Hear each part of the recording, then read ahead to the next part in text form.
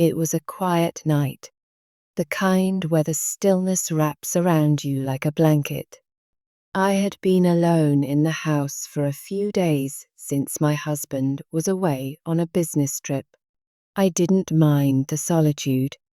It gave me time to relax and think, but that night something felt off, as if the silence was too thick, too unsettling. I remember lying in bed, trying to shake off the unease, when I suddenly heard a noise. It was faint at first, like a subtle creak, but enough to make me sit up and listen carefully. My heart started racing as the noise became more distinct. Footsteps. Someone was in the house. Panic shot through me, but I forced myself to stay calm. I reached for my phone, but before I could dial anyone, I heard the door to my bedroom open slowly. My breath caught in my throat. There were two figures dressed in black, their faces partially covered, standing in the doorway. Thieves. They had come to steal. I was frozen for a moment, unsure of what to do. Should I scream? Should I try to run? But something in the way they looked at me kept me still. They weren't in a rush to grab things or ransack the place like I would have expected. Instead, their eyes locked on me, their presence commanding and intense. One of them took a step closer, and that's when I realized this was more than just a robbery. They weren't here just for material things. The air was thick with something else, something I couldn't quite put my finger on. It was like a strange electricity between us, a dangerous attraction that made my skin tingle.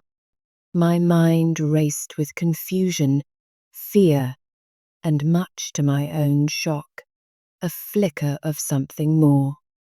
The second thief, who had remained near the door, finally spoke. His voice was low, almost hypnotic.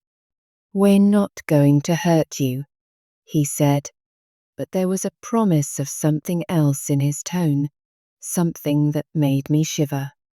His eyes were locked on mine, and for a moment I couldn't look away.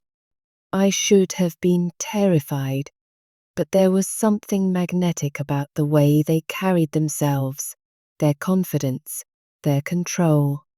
Before I knew it, the first thief was right beside me, his hand gently brushing a strand of hair from my face. The touch was unexpected, soft, almost tender in stark contrast to the situation. My body reacted in ways I didn't expect. I could feel my pulse quickening, but not out of fear anymore. There was a strange heat between us, something I couldn't explain, something that felt forbidden and thrilling all at once. He leaned in closer, his breath warm against my neck. "You don't need to be afraid," he whispered, his voice sending a shiver down my spine. "We're here for you." I should have been screaming. I should have been fighting back, doing anything to escape. But instead, I found myself drawn to the intensity in his gaze, the way his touch ignited something deep within me. It was wrong. I knew it was wrong, but my body seemed to have a mind of its own. I could feel the heat rising in my cheeks, the tension building between us. The second thief moved closer now, his eyes dark with a mix of desire and danger. He stood at the edge of the bed, watching me with a hunger that both terrified and thrilled me. There was no escaping this, I realized, not because I couldn't, but because in some twisted way I didn't want to. The first thief's hand traced a line down my arm, his touch light but electrifying. "We won't take anything you don't want to give," he said, his voice smooth and low. His words hung in the air, filled with a double meaning that made my heart race. What was happening? How had this turned into something so unexpected, so charged with unspoken tension? I swallowed hard, trying to regain control of my thoughts, but it was too late. The room seemed to close in around us, the air heavy with the kind of anticipation that made every nerve in my body stand on edge. I could feel the pull between us, a gravitational force that seemed impossible to resist. The second thief leaned down, his lips brushing against my ear as he spoke. "You're in control here," he murmured, his voice like velvet. But the truth was, I didn't feel in control at all. They had taken over, not just my house, but my senses, my body, my will. I was trapped, not by fear, but by the sheer intensity of the moment, the overwhelming attraction that coursed through me. They both moved closer, their bodies framing mine on either side. I could feel the heat radiating off them, their closeness overwhelming my senses. My skin tingled with anticipation, my breath shallow and quick. I should have resisted. I should have fought back. But instead, I found myself leaning into their touch, my body betraying me with every movement.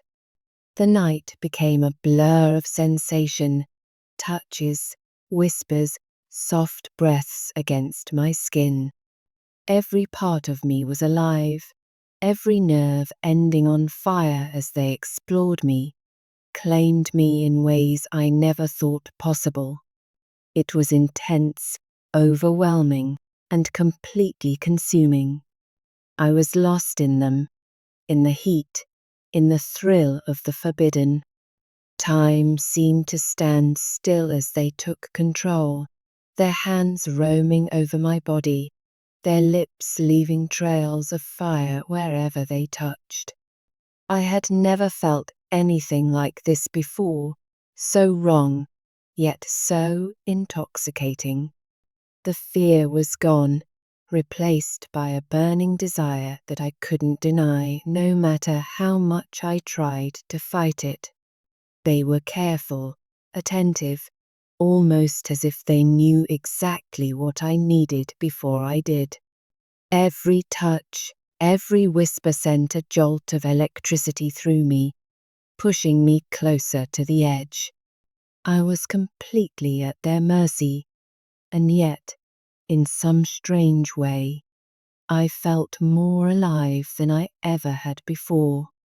The tension between us built to a fever pitch, the air crackling with energy. My heart raced, my breath coming in shallow gasps as they pushed me further and further, drawing out every sensation, every moment. It was intoxicating, overwhelming, and I was completely powerless to stop it. And then, just as suddenly as it had begun, it was over. They pulled away, leaving me breathless, my body still trembling from the intensity of what had just happened. I lay there, staring up at them in a daze, my mind struggling to process what had just unfolded. The first thief looked down at me, his eyes dark and unreadable. "We'll be back," he said, his voice soft but filled with promise. And with that, they were gone, disappearing into the night as silently as they had come. I lay there for a long time, my heart still racing, my body still humming with the aftershocks of their touch. It had been a robbery, yes, but not of material things. They had stolen something far more personal, far more intimate, and as much as I hated to admit it, I couldn't stop thinking about them, about the way they had made me feel, about the promise they had left behind.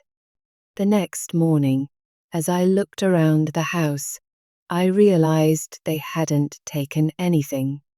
Not a single thing was missing, except for the calm, predictable life I had known before. In its place was a strange, thrilling new reality, one filled with the possibility of more, of something dangerous and exciting, something I never knew I wanted until it was too late.